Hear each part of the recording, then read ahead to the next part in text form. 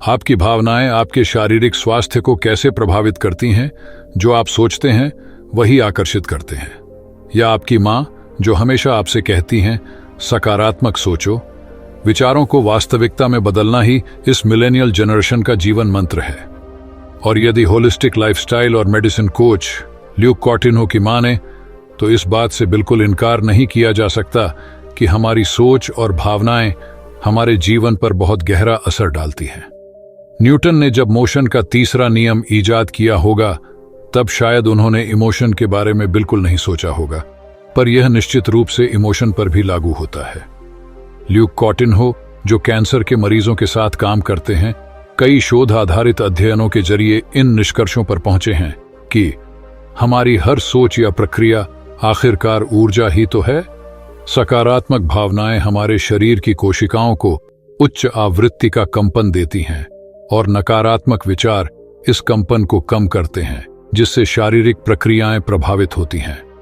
University of Texas में MD Anderson cancer centre में integrative medicine programme के निदेशक डॉ लोरेंजो कोहेन कहते हैं कि स्ट्रेस का आपके शरीर की कार्य प्रणालियों पर गहरा प्रभाव पड़ता है। यह आपके शरीर को कैंसर के प्रति अधिक संवेदनशील बनाता है। आयोवा यूनिवर्सिटी के होल्डन कॉम्प्रिहेंसिव कैंसर सेंटर के सहलेखक डॉ सुसान के लुट गॉन्ड्रॉफ द्वारा किए गए एक अन्य अध्ययन में पाया गया कि एंजियोजेनेसिस सेल के माइग्रेशन और हमले की प्रक्रिया को स्ट्रेस हार्मोन नोरेपिनेफ्रिन और एपिनेफ्रिन प्रोत्साहित करते हैं, जो ट्यूमर का विकास कर उसे और प्रगतिशील बनाते हैं। उससे यह निष्कर्ष निकला कि हैप्पी हार्मोन डोपामाइन एंजियोजेनेसिस की प्रक्रिया को बाधित कर ट्यूमर के विकास को रोकता है। भावनाएं अपने अंदर दबाकर रखने से आप मानसिक शांति और शारीरिक स्वास्थ्य से हाथ धोने के साथ साथ गंभीर बीमारियों के शिकार हो सकते हैं। कॉटिन्हो समझाते हैं, जब हम दुनिया भर के कैंसर रोगियों से परामर्श करते हैं तो हम उनकी स्थिति का निदान करने के साथ उसका मूल कारण खोजने की भी कोशिश करते हैं। हमारे निदान बताते हैं कि कहीं न कहीं इस बीमारी की जड़ें किसी भावनात्मक घटना या कोई मजबूत भावना में निहित होती हैं, जो उन्होंने अपने अंदर दबा के रखी है और जिससे वह छुटकारा पाने में सक्षम नहीं है। उनका तर्क चीन में डालियान मेडिकल यूनिवर्सिटी के शोधकर्ताओं द्वारा भी प्रतिध्वनित किया गया है, जिन्होंने ब्रेस्ट कैंसर कोशिकाओं में वृद्धि और अत्यधिक तनाव एवं अनिश्चित मनोदशा के बीच की कड़ी की जांच की। फरवरी 2019 में the journal of clinical investigation में प्रकाशित अध्ययन में पाया गया कि कैंसर रोगियों में नकारात्मक भावनाएं ट्यूमर के विकास की गति में वृद्धि करती हैं। भावनात्मक तनाव को कुछ व्यावहारिक आदतों का गौर से निरीक्षण कर समझा जा सकता है। कॉटिन्हो के अनुसार आप पाएंगे कि भावनात्मक आघात से पीड़ित लोग दूसरों को जल्दी माफ नहीं कर पाते, किसी के प्रति कृतज्ञता महसूस नहीं करते और बदलाव के प्रति बेहद संवेदनशील होते हैं। उन्हें बहुत जल्दी गुस्सा भी आ जाता है। वे बहुत कम या बहुत ज्यादा बातें करते हैं और उन्हें अक्सर ओवरराइटिंग में सुकून मिलता है। लेकिन सबसे ज्यादा जरूरी सवाल यह है कि विचार और भावनाएं हमारे शरीर को इस हद तक कैसे प्रभावित करती हैं। कैंसर एक इन्फ्लेमेटरी बीमारी है और भावनात्मक तनाव यदि लंबे समय तक मन में दबा रहे तो शरीर में सूजन ला सकता है, वह खुलासा करते हैं। गंभीर भावनात्मक तनाव आपके पेट के स्वास्थ्य को भी नुकसान पहुंचा सकता है और आपकी इम्यूनिटी को प्रभावित कर आपके शरीर को कई बीमारियों का घर बना सकता है। बच्चों का परीक्षा से पहले के तनाव की वजह से बीमार पड़ जाना इसका सबसे सामान्य उदाहरण है। तनाव का नकारात्मक प्रभाव आपकी नींद पर भी पड़ सकता है। जब हम सोते हैं तो हमारा शरीर मेलाटोनिन छोड़ता है, जो कैंसर विरोधी हार्मोन है। कॉटिन्हो कहते हैं, गहरी नींद की कमी स्पष्ट रूप से आपके बीमारी को ग्रहण करने के जोखिम को बढ़ा सकती है। ऐसा ही नकारात्मक और सकारात्मक भावनाओं के साथ होने वाले हार्मोनल उतार चढ़ाव से हो सकता है। हार्मोन में परिवर्तन या कमी, जैसे कोर्टिसोल का बढ़ना या एस्ट्रोजन का स्तर गिरना, अक्सर शरीर को तनाव देते हैं और जो हार्मोन्स आधारित कैंसर को जन्म देते हैं। कॉटिन्हो का मानना है कि लगभग हर बीमारी भावनात्मक परेशानी से जुड़ी होती है। उनके मुताबिक गुस्से और क्रोध से लोगों को दिल और लिवर से संबंधित बीमारियां होती हैं। वो लोग जो अपने भीतर कड़वाहट और क्रोध को दबाए रखते हैं, उन्हें गॉल ब्लैडर से जुड़ी समस्याएं होती हैं। और जो लोग स्नेह और असुरक्षा की भावना महसूस करते हैं उनके पेट के आसपास वजन बढ़ जाता है। इसीलिए यह बहुत जरूरी है कि आप अपने शरीर पर काम करें और केवल दवाइयां खाने की बजाय न्यूट्रिशन युक्त भोजन के साथ साथ अपनी भावनात्मक सेहत पर भी ध्यान दें। इसका सबसे पहला कदम है कि आप अपनी भावनात्मक, मानसिक और शारीरिक स्थिति को स्वीकारें। चीजों को स्वीकारने से सुधार लाने की प्रेरणा और इच्छा जागती है। कॉटिन हो शांत मन और सकारात्मक नजरिए के लिए कुछ आसान से उपाय सुझा रहे हैं। योग में अपना हाथ आजमाएं। योग अपने आप में एक संपूर्ण साधन है जिसमें आसन, प्राणायाम और ध्यान न सिर्फ आपके शरीर को स्वस्थ करते हैं बल्कि आपके दिमाग और दिल के साथ तालमेल भी बिठाते हैं।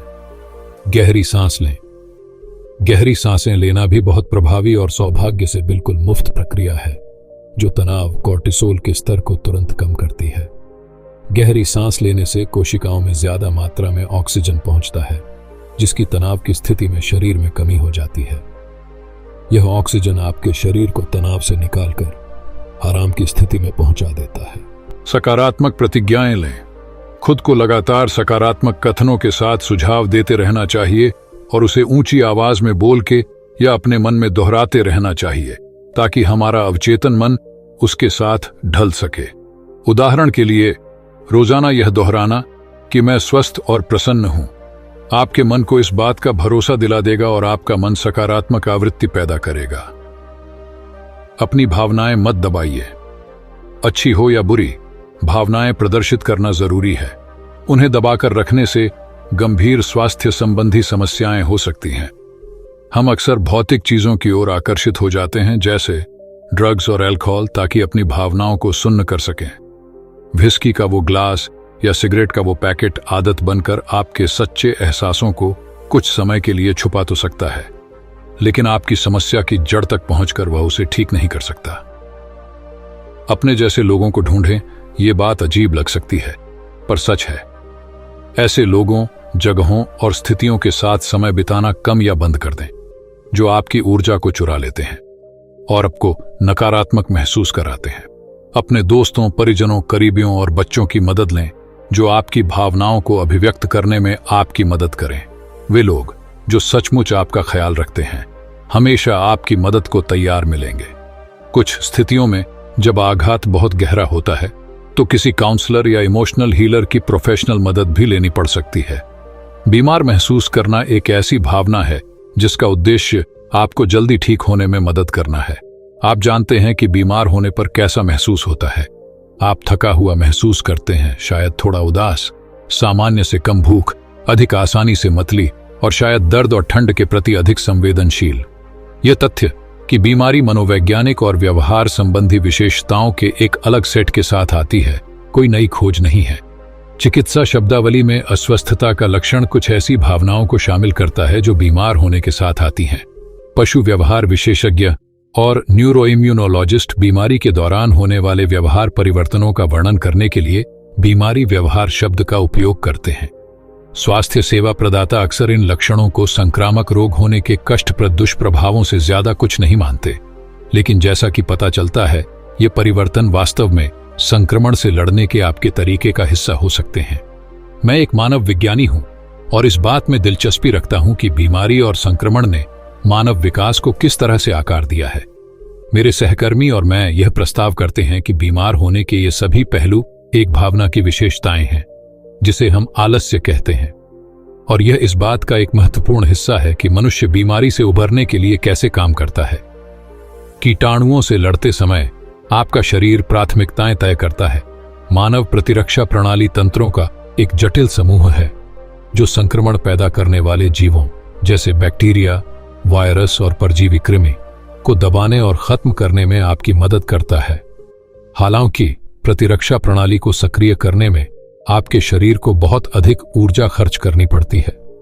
यह कई समस्याओं को प्रस्तुत करता है जिन्हें आपके मस्तिष्क और शरीर को संक्रमण से सबसे प्रभावी ढंग से लड़ने के लिए हल करना होगा। यह अतिरिक्त ऊर्जा कहां से आएगी? अतिरिक्त संक्रमण या चोटों से बचने के लिए आपको क्या करना चाहिए जो प्रतिरक्षा प्रणाली की ऊर्जा आवश्यकताओं को और भी अधिक बढ़ा देगा? बुखार कुछ संक्रमणों के प्रति प्रतिरक्षा प्रतिक्रिया का एक महत्वपूर्ण हिस्सा है। लेकिन आपके तापमान को बढ़ाने की ऊर्जा लागत विशेष रूप से अधिक है। क्या आप इस लागत को कम करने के लिए कुछ कर सकते हैं? खाना या न खाना एक ऐसा विकल्प है जो संक्रमण के खिलाफ आपके शरीर की लड़ाई को प्रभावित करता है। एक तरफ भोजन अंततः आपके शरीर को ऊर्जा प्रदान करता है और कुछ खाद्य पदार्थों में ऐसे यौगिक भी होते हैं जो रोगजनकों को खत्म करने में मदद कर सकते हैं। लेकिन भोजन को पचाने के लिए भी ऊर्जा की आवश्यकता होती है, जो आपके संपूर्ण प्रतिरक्षा प्रयास से संसाधनों को हटा देता है। भोजन का सेवन करने से आपको अतिरिक्त रोगजनकों को प्राप्त करने का जोखिम भी बढ़ जाता है। तो जब आप बीमार हों तो आपको क्या खाना चाहिए और कितना? हम इंसान बीमार होने पर दूसरों की देखभाल और सहायता पर अत्यधिक निर्भर होते हैं। आपको यह सुनिश्चित करने के लिए क्या करना चाहिए कि जब आप बीमार हों तो आपके मित्र और परिवार आपकी देखभाल करें। मेरे सहकर्मी और मैं यह प्रस्ताव रखते हैं कि जब आप बीमार पड़ते हैं तो होने वाले विशिष्ट परिवर्तन इन समस्याओं को स्वतः ही हल करने में आपकी मदद करते हैं। थकान आपकी शारीरिक गतिविधि के स्तर को कम कर देती है, जिससे प्रतिरक्षा प्रणाली के लिए अधिक ऊर्जा उपलब्ध हो जाती है। मतली और दर्द के प्रति संवेदनशीलता बढ़ने से आपको संक्रमण या चोट लगने की संभावना कम हो जाती है, जिससे प्रतिरक्षा प्रणाली पर और अधिक बोझ बढ़ जाता है। ठंड के प्रति बढ़ती संवेदनशीलता आपको गर्म कपड़ों और ऊष्मा स्रोतों जैसी चीजों की तलाश करने के लिए प्रेरित करती है, जो शरीर के तापमान को बनाए रखने की लागत को कम करती है। भूख और भोजन संबंधी प्राथमिकताओं में परिवर्तन आपको संक्रमण के विरुद्ध लड़ाई में सहायक तरीके से भोजन करने या न करने के लिए प्रेरित करता है। उदासी, अवसाद और सामान्य दुख की भावनाएं आपके मित्रों और परिवार को एक ईमानदार संकेत देती हैं कि आपको मदद की जरूरत है। बेशक ये बदलाव संदर्भ पर निर्भर करते हैं। इस लेख को पढ़ने वाले सभी माता पिता बीमार होने के अनुभव से परिचित होंगे, लेकिन बच्चे की देखभाल की जरूरत के कारण